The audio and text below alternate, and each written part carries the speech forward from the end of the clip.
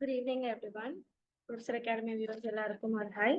So இன்னைக்கு நம்மளோட செஷன்ல நம்ம பார்க்க போறது TNSET expected questions from applied biology unit 12 applied biology. நான் இந்த யூனிட் பர்டிகுலர்லி பார்த்தீங்க அப்படின்னா little bit of methods and பயாலஜியோட ஓவர்லேப் மாதிரி இருக்கும். அண்ட் இந்த யூனிட்ல we will be looking into all production techniques, அதாவது சயின்ஸ் ஆர் பயாலஜிக்கல் டெக்னிக்ஸை யூஸ் பண்ணி ப்ரொடக்ஷன்ஸ்ல எந்த விதமா நம்ம ப்ரொடியூஸ் பண்ணலாம்.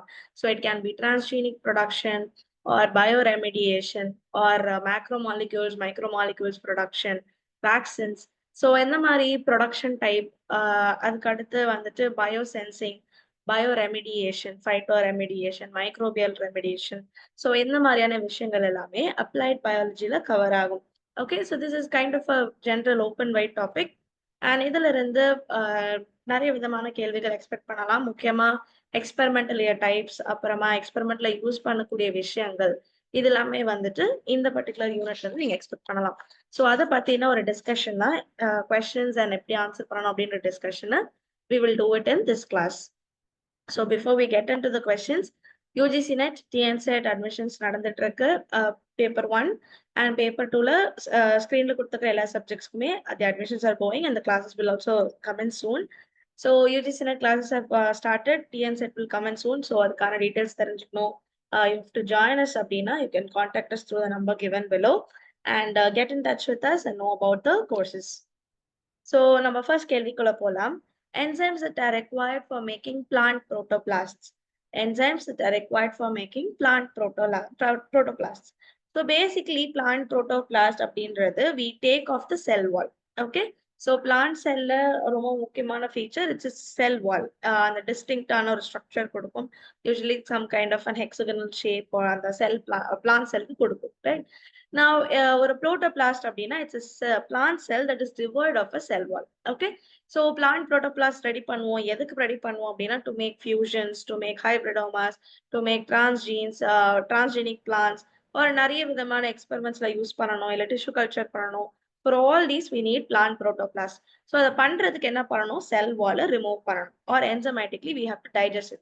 ஏன் why are we going for enzymatic digestion அப்படின்னா mechanical digestion or mechanical breaking என்ன பண்ணும், உள்ள இருக்கிற செல் கண்டென்ட்டை கூட பிரேக் பண்ண வாய்ப்புகள் உண்டு. So the safest way to do is to enzymatically digest it. So enzymatic digesting பண்ணணும் அப்படின்னா செல் வால்ல இருக்கிற முக்கியமான பார்ட்ஸை we have to focus on. So cellulose are usually the plant cell is made up of cellulose. Okay, that's the main part of the plant cell wall. So cellulose break பண்றதுக்கு we will have cellulase. Okay, and then pectinase break பண்றதுக்கு we will have pectin break பண்றதுக்கு we will use pectinase. So pectin அப்படின்றது it's another component of the cell wall which will enhance அந்த rigidity, sturdity cell wallக்கு கொடுக்கக்கூடிய ஒரு part. So இந்த pectinum cellulose break பண்றதுக்கு we will use cellulase and pectinase. So இந்த ரெண்டு enzyme add பண்ணும்போது என்ன ஆகும், the cell wall break ஆகும் because the enzymes will break down the cellulose and pectin.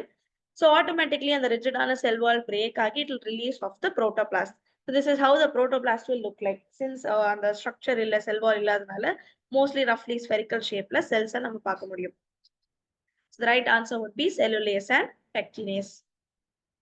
அடுத்த கேள்வி, humans differ from one another by how much? Okay, so ஒரு ஹியூமனுக்கும் இன்னொரு ஹியூமனுக்கும் நடுவில்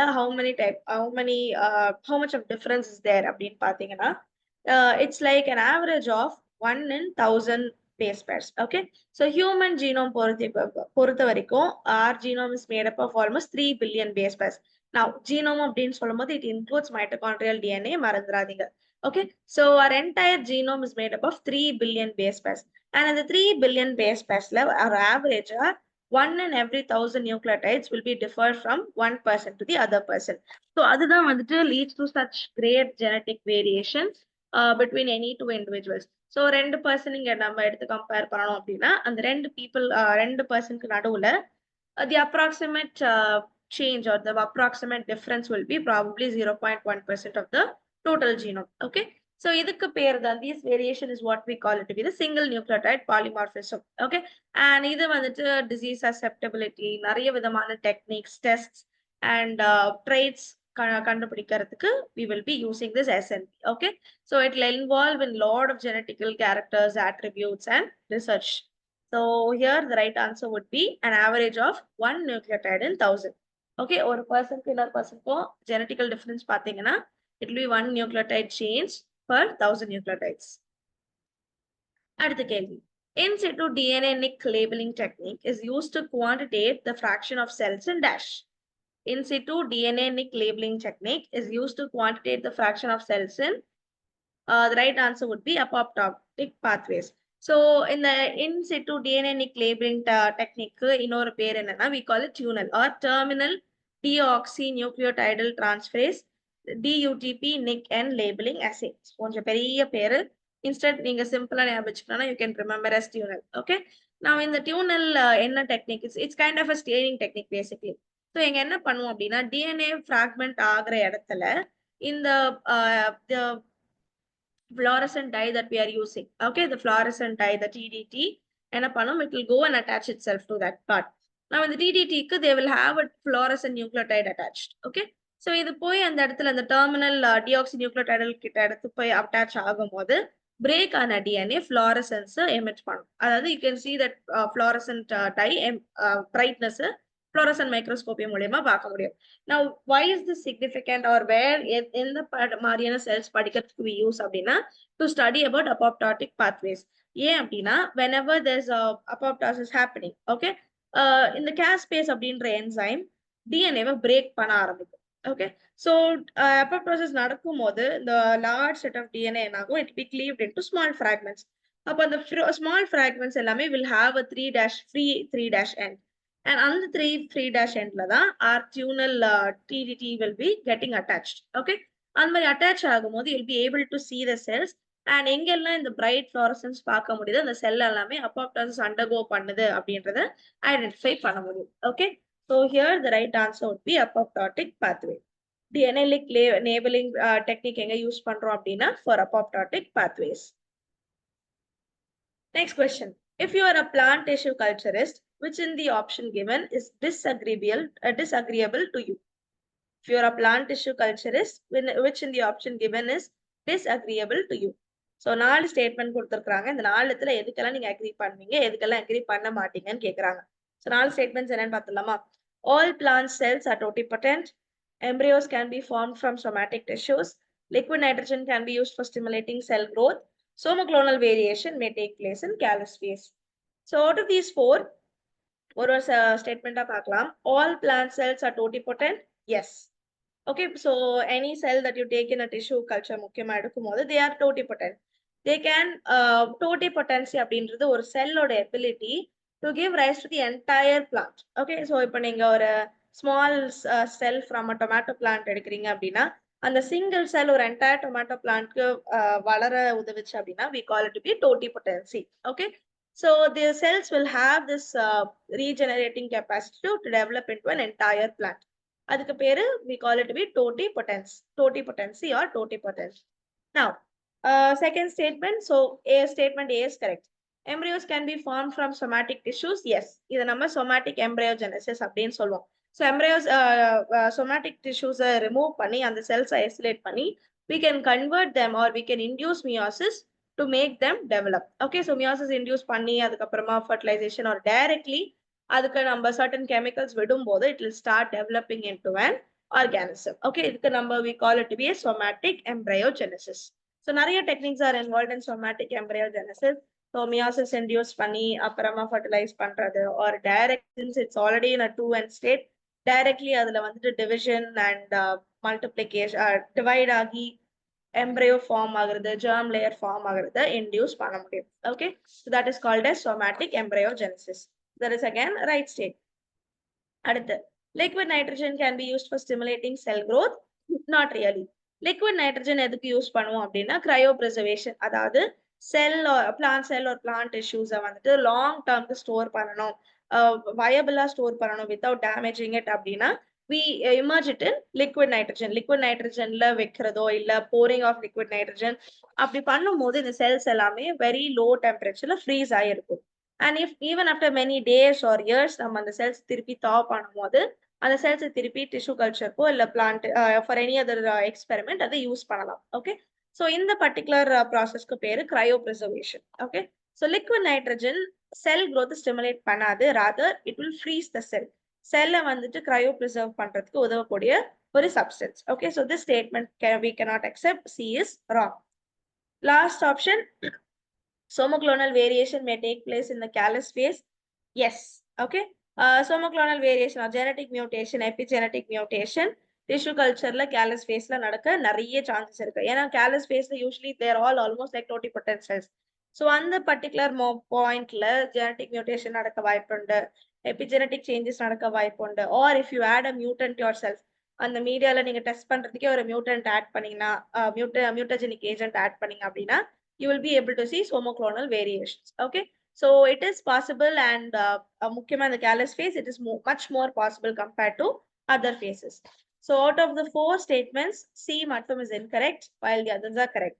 So C is incorrect while B and D are correct. அடுத்த கேள்வி, kanamycin A, B and C are produced by dash. Kanamycin A, B and C are produced by dash.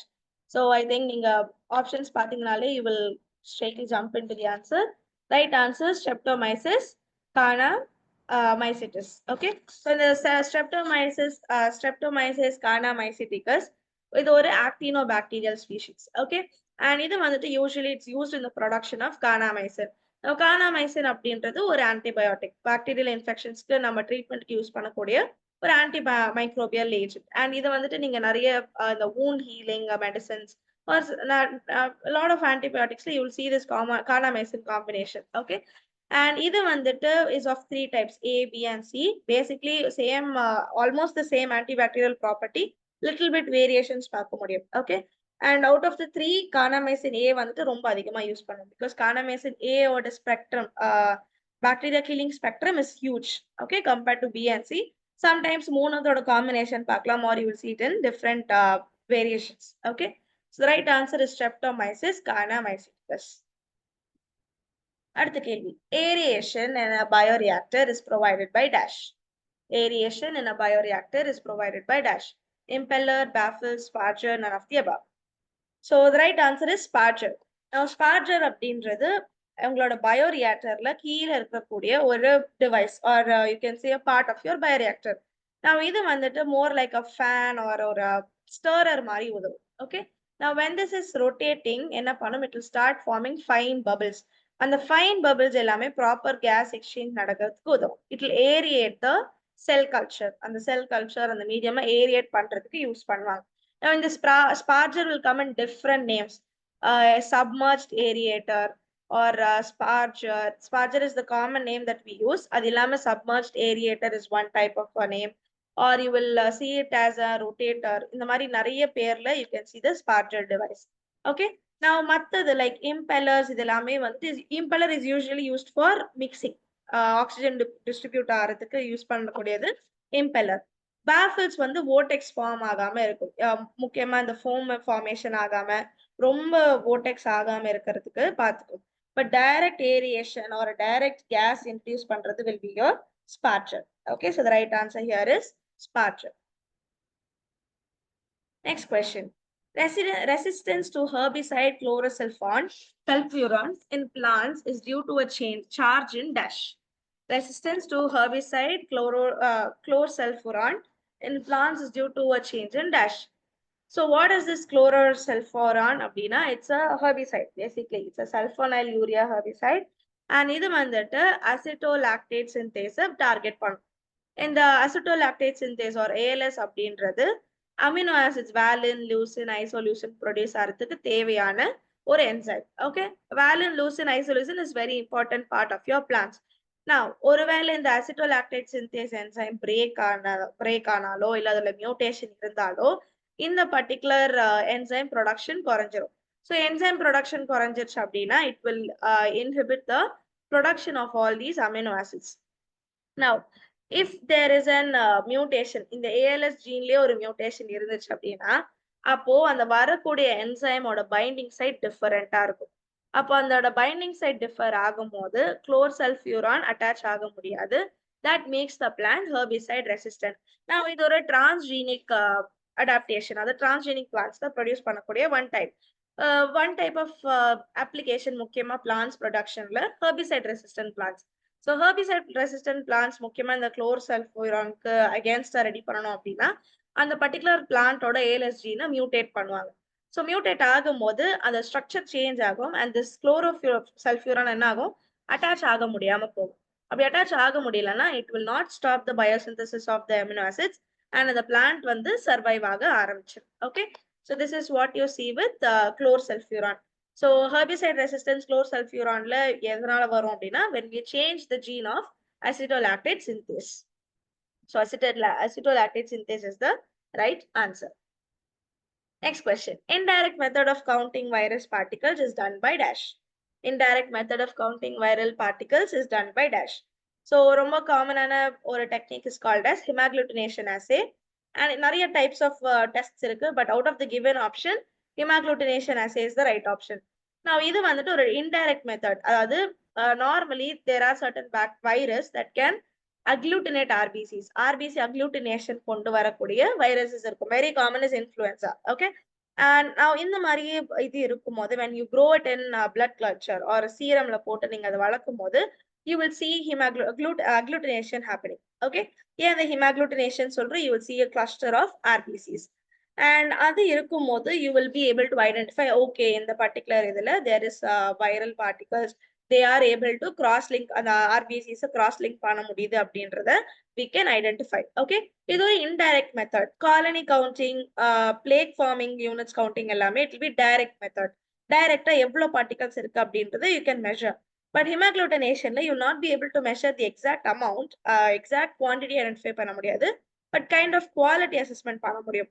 Okay, அதாவது range நிறைய இருக்கு இல்ல கம்மியா இருக்கு இல்ல there's very minimal or antibody production already இருக்கு அப்படின்றது நம்ம minimal checking நம்மளால hemagglutination assay மூலமா பண்ண முடியும். Okay, so the right answer here would be hemagglutination assay. அடுத்த கேள்வி, which of the following is identified during a pregnancy test? Pregnancy test அப்போ நம்ம என்ன ஐடென்டிஃபை பண்ணுவோம்? ketone bodies, albumin, creatinine, human chorionic gonadotropin. So I think this is a very easy question. நீங்க ஈஸியா கண்டுபிடிக்கலாம். The right answer is human chorionic gonadotropin. இந்த HCG அப்படின்றது ஒரு placental hormone. Okay, நார்மலி ஒரு எம்ப்ரையோ டிவிஷனுக்கு அப்புறமா ஆல்மோஸ்ட் 8 to 10 டேஸ்க்கு அப்புறமா யூட்ரின் வால்ல இம்ப்ளான்ட் ஆக ஆரம்பிக்கும். இம்ப்ளான்ட் ஆன எம்ப்ரையோ என்ன பண்ணும், it will start secreting HCG. So இந்த HCG யூரின்லயும் பிளட் லெவல்ஸ்லயுமே வந்துட்டு டெஸ்ட் பண்ணலாம். Okay, it will be very detectable in the urine and your blood. So if it's a home test அப்படின்னா the first thing the women go for is a urine test. The urine test, யூரின்ல ஒருவேளை HCG levels அதிகமா இருந்துச்சு அப்படின்னா then it will indicate pregnancy. இந்த particular HCG hormone எதுக்கு secrete ஆகுது அப்படின்னா இந்த யூட்ரின் லேயர் திக் ஆகணும். ஸோ தட் திக் ஆச்சுன்னா எம்ப்ரியோ நல்லா இம்ப்ளான்ட் ஆக முடியும் அண்ட் ப்ராப்பர் நியூட்ரிஷன் அப்டேக் இருக்கும், பிளசன்டல் டெவலப்மெண்ட்டுக்கு உதவும். At the same time corpus luteum degrade ஆகாம HCG பார்த்துக்கும். ஏன்னா corpus until the placenta is fully grown, corpus luteum என்ன பண்ணணும், ப்ரோஜெஸ்டரான் செக்ரேட் பண்ணிட்டே இருக்கணும். Okay, so for that case in the HCG will send signals to the corpus luteum, and in the HCG hormone almost up to 10 weeks வரைக்கும் peaksல இருக்கும். Okay, high அதாவது ரொம்ப high levelsல HCG இருக்கும்.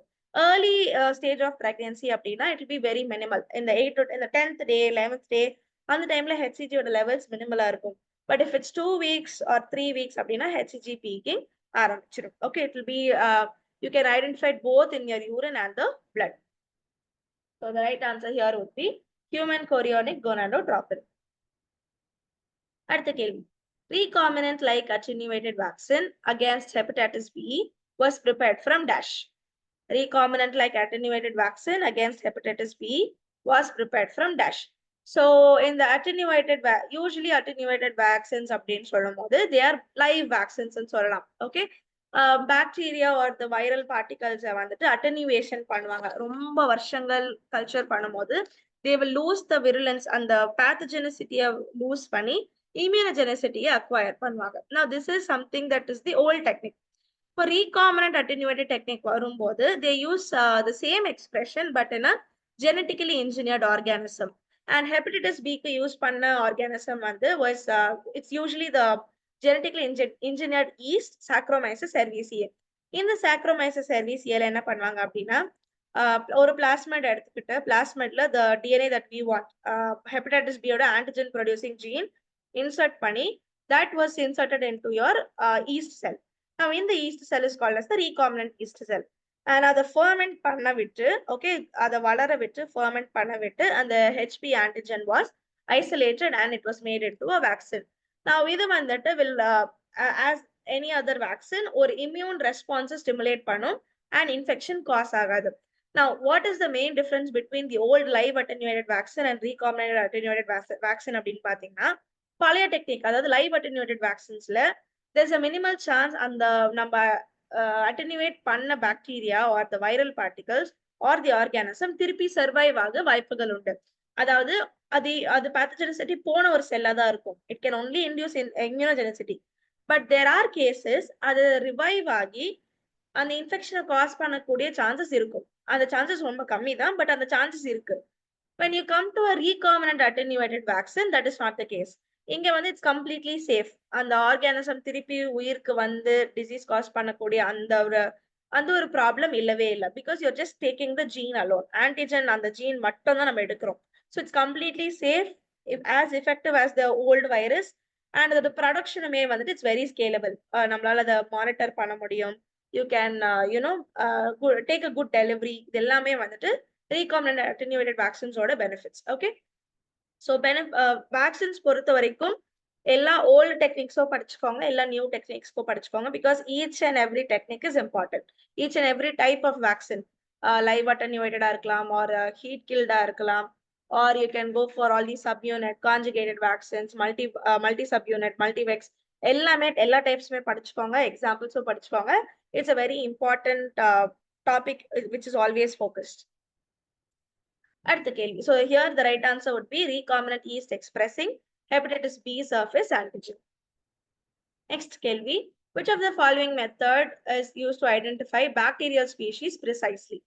So ஒரு bacterial species நீங்க ஒரு புது bacteria identify பண்றீங்க, ஆனா அது என்ன species நான் find பண்ண முடியலனா what do you use? We use 16S rRNA sequence or 16S ribosomal RNA sequence. Now இது வந்துட்டு throughout all bacterial species ரொம்ப accurate ஆன ஒரு conserved species. Okay, so நம்ம previous classesல பார்த்தோம்ல, cytochrome C is one conserved, eukaryotes it's a conserved sequence. அதே போல bacterial speciesல 16S rRNA வந்துட்டு ரொம்ப conserved ஆன ஒரு sequence. Now இது பேஸ் பண்ணிட்டு என்ன, if you're identifying a new strain of bacteria, அது என்ன டைப், எந்த ஃபேமிலி, எந்த ஸ்பீஷீஸ் அப்படின்றத ஐடென்டிஃபை பண்ண முடியும், அசைன் பண்ண முடியும். So you can classify bacteria based on that. At the same time different bacterial ஸ்ட்ரெயின்ஸ்க்கும் இல்லை டிஃப்ரெண்ட் ஸ்பீஷீஸ்க்கும் உள்ள ஜெனட்டிக்கல் சேஞ்சஸ் என்னென்ன, ஆர் ஃபைலோஜெனிக் டிஸ்டன்ஸ் எவ்வளோ இருக்கு, ஒரு எவல்யூஷனரி ரிலேஷன்ஷிப் என்ன இருக்கு அப்படின்றத ஐடென்டிஃபை பண்ணலாம். Now this is usually called as a barcoding sequence. ஏன் barcoding sequence சொல்றோம்னா, barcode is where it's what ஒரு ஆர்கானிசம் ஐடென்டிஃபை பண்றதுக்கு யூஸ் பண்ற ஒரு சீக்வன்ஸ். ஸோ பாக்டீரியல் ஸ்பீஷீஸ் ஒரு ப்ரோகேரியாட்ஸ் வரும்போது 16S rRNA is the best barcode. Okay, so here the right answer would be 16S rRNA. Now it's very important. ஏன்னா இந்த ஒரு particular யூனிட்ல மட்டும் இதை நம்ம ஃபோக்கஸ் பண்ண மாட்டோம். The same thing unit 3 fundamental processலயுமே நம்ம ஃபோக்கஸ் பண்ணுவோம். Why 16S rRNA அப்படின்றது. So always remember all the foreground background about 16S rRNA. Okay, the next question. Glucose monitoring biosensor uses which of the following enzymes? Glucose monitoring biosensor uses which of the following enzymes? Glucose isomerase, glucose oxidase, hexokinase, phosphatase. Now இதுல the correct answer வந்துட்டு will be glucose oxidase. Now glucose oxidase அப்படின்றது normally glucose மானிட்டரிங்ல நம்ம use பண்ணக்கூடிய enzyme. And எதுக்கு நம்ம glucose monitoring biosensor use பண்ணுவோம்? One very common use is blood sugar levels, blood glucose level identify பண்றதுக்கு. நான் இந்த என்சைம் என்ன பண்ணும் அப்படின்னா, குளுக்கோஸை குளுகோனிக் ஆசிடாவும் ஹைட்ரஜன் பெராக்சைடாவும் ஆக்சிடைஸ் பண்ணிவிடும். Okay, so it basically oxidizes glucose. So glucose oxidize ஆகும்போது gluconic acid hydrogen peroxide produce ஆகும். அண்ட் இந்த ப்ரொடியூஸ் ஆகிற ஹைட்ரஜன் பெராக்சைடு வச்சுதான் நம்ம எவ்வளோ குளுக்கோஸ் கான்சென்ட்ரேஷன் particular சாம்பிள்லயோ இல்ல பிளட்லயோ இருக்கு அப்படின்றத ஐடென்டிஃபை பண்ணும். Okay, so this is the common thing that you see in all your blood the glucose measuring monitors. Okay, and at the same time this is also used for food monitoring. The food monitoring biosensors, glucose monitoring biosensors use பண்ணும்போது the same enzyme is used. Okay, so the right answer here would be glucose oxidase. Now ஏன் glucose oxidase select பண்றோம்? Why not the others அப்படின்னு பாத்தீங்கன்னா, this is one efficient enzyme. அதோட efficacy is very high. அதோட precision வந்துட்டு ரொம்ப high compared to other enzymes. Glucose oxidase ஓட efficacyயும் precisionம் வந்துட்டு it's quite high. Okay, so that is the best choice of enzyme. அடுத்த கேள்வி. The cells isolated from an animal becomes senescent after a limited number of divisions in culture. But the cell lines used in experimental cell biology are able to proliferate indefinitely in culture. This is due to the fact that null options. So normally நம்ம ஒரு cell isolate பண்றோம். For example, you are taking cheek cells or epidermal cells. நீங்க அதை isolate பண்ணி நீங்க வளர்க்குறீங்க, you are making a culture அப்படின்னா ஒரு certain amount of டைம்க்கு அப்புறமா ஒரு certain period of டைம்க்கு அப்புறமா டிவிஷன் நின்னுரும். அதுக்கு மேல அந்த செல்ஸ் வளராது. பட் இதுவே நீங்க ஒரு செல் லைன் எடுக்கிறீங்க. Cell line is nothing but it's a continuous generation of cells. Okay, continuous generation of cells. Usually வந்துட்டு கேன்சரஸ் செல்ஸ் எல்லாமே நம்ம செல் லைன்ஸ்ல மெயின்டைன் பண்ணுவோம். HeLa cell lines. Okay, these are all very common cell lines. நான் அந்த செல் lines பார்க்கும்போது they are இன்டிஃபினிட். கண்டினியூஸா நீங்க வளர்த்துக்கிட்டே இருக்கலாம். You can still continue to produce it even after several years. ஏன், what is the reason? Why is there a change? 4 statements கொடுத்துருக்காங்க. They are being continually given fresh supply of growth factor. They undergo mutation that abolish cell senescence. They undergo mutation that inactivate the genes involved in programmed cell death. They remain undifferentiated. Now, the right answer is in the cell lines, normal cell line ko difference enna, cell lines la cells they will have a mutation that will help them to bypass senescence. Senescence nadakama continuously produce agakodiya ஒரு mutation in the cell lines la irukum. As I told you, usually நம்ம cell lines வந்துட்டு cancerous cells வச்சு தான் produce பண்ணுவோம். So cancer செல்ஸோட main ability immortality, uncontrollable division, அது சாகவே சாகாது. So that is what we are using. அந்த மாதிரியான ஒரு மியூட்டேஷனை நீங்க ஒரு செல்லை இன்டியூஸ் பண்ணும்போது, ஓகே, அதோட டீலோமியர் ஷார்டன் ஆகாம ஆர் அதோட ப்ரோலிஃபரேஷன் இன்டெஃபினட்டா நீங்க மியூட்டேட் பண்ணிட்டீங்க அப்படின்னா, அப்போ அந்த செல் லைனை you can produce it for ever and ever. Okay, பல வருஷங்களுக்கு you can continue producing the sell line. So that is the difference between a normal animal cell and a cell line. Normal animal cell இந்த particular mutation இருக்காது. So அதோட telomere shorten ஆயிடுச்சுன்னா அதுக்கு further division போகாது. Just like any other cell of your body. Okay, so that would be the difference. Why not the other options அப்படின்னு பாத்தீங்கன்னா, continual fresh supply of growth factor ரெண்டுக்குமே கொடுக்கும். Normal செல்ஸ்க்குமே கொடுக்கும், செல் லைனுக்குமே கொடுக்கும். But still telomere shorten ஆயிடுச்சு அப்படின்னா normal cell line ஃபர்தரா divide ஆகாது. Mutation that inactivates genes involved in programmed cell death, not quite possible. ஏன்னா cell death is not we are talking here about. நம்ம என்ன பேசுறோம்? We are talking about cell division. Okay, so this is an irrelevant statement. They remain undifferentiated. No, cell lines ஒரே செல்ல தான் maintain பண்ணுவோம். Even if it's an animal cell, சிலது தான் நம்ம டிஃபரன்சியேஷனுக்கு கொண்டு போகும். Sometimes we will keep it in the same state. So that is also an incorrect statement. The right statement, they undergo mutations that abolish cell senescence. So sometimes நம்ம ஏதாவது ஒரு question பார்க்கும்போது எல்லாமே கரெக்டான ஸ்டேட்மெண்ட்ஸ் தானே அப்படின்ற மாதிரி தோணும். Okay, so when you feel like that, when you feel like ஒண்ணுதான் கரெக்டான பார்க்கறதுக்கு எல்லாமே கரெக்டா இருக்கு அப்படின்னு தோணுச்சுன்னா, டேக் அ மூமெண்ட், ஒன்னொன்னா படிச்சு அந்த கண்டிஷனுக்கு ரிலேட் பண்ணி பாருங்க. Okay, will this suit or not? நீங்க அந்த மாதிரி யோசிச்சு பார்த்தீங்க அப்படின்னா எது கரெக்ட் எது இன்கரெக்ட் அப்படின்றத ஐடென்டிஃபை பண்ணலாம். Okay, the next question. The physical significance of specific growth rate constant is dash. Physical significance of specific growth rate constant. Normally, the number cell cultures measure பண்ணும்போது, cells in a cell culture measure பண்ணும்போது use பண்ண வேண்டியது. Specific growth rate constant is basically the rate at which a microorganism grow per unit of its existing biomass per unit time. Okay, simple ஒரு growth kineticsல சொல்லணும்னா, mu is equal to 1 by x into dx by dt. dx dt change, okay, or rate of change ன்னு சொல்லுவோம் இல்லையா, rate of change of time. Now x அப்படின்றது biomass ஓட concentration, அதோட change. ஒரு particular நீங்க ஒரு கல்ச்சர் எடுக்கிறீங்க, நீ டேக்கிங் ஒன் பர்டிகுலர் யூனிட் எடுக்கிறீங்கன்னா அந்த யூனிட்ல ஒரு பர்டிகுலர் டைம்ல எவ்வளவு growth இருக்கு அந்த ரேட் ஐடென்டிஃபை பண்றதுதான் specific growth rate constant. Okay, so it's basically why do we use this? ஒரு மைக்ரோபியல் பாப்புலேஷன் நம்ம ப்ரொவைட் பண்ற இந்த கல்ச்சர் என்வாயர்மெண்ட்ல எப்படி வளருது, or how can you further process it, அது ஃபர்மெண்டேஷன் ஸ்டடீஸ்க்கோ இல்லை பயோ ப்ராசஸ் இன்ஜினியரிங்கோ எப்படி அதை ஃபர்தரா யூஸ் பண்ணலாம் அப்படின்றத படிக்கிறதுக்காக யூஸ் பண்ணக்கூடிய ஒரு mathematical concept, specific growth rate constant. So இதோட ஃபார்முலா மட்டும் ஞாபகம் வச்சுக்கிட்டா it's enough. Mu is equal to 1 by x into dx by dt. dx by dt is nothing but the rate of change in time. So right answer, grams of cell formed per grams cell mass per unit time. In the per unit time அப்படின்றது important. And இங்க we are talking about gram cell mass. Okay, x அப்படின்றது biomass concentration. So அந்த cell mass தான் நம்ம படிக்கிறோம். Okay, so grams of cell formed per gram cell mass per unit time is the right answer. அடுத்த கேள்வி. The process of phytoremediation where complexation and immobilization of toxin takes place within the soil is called dash.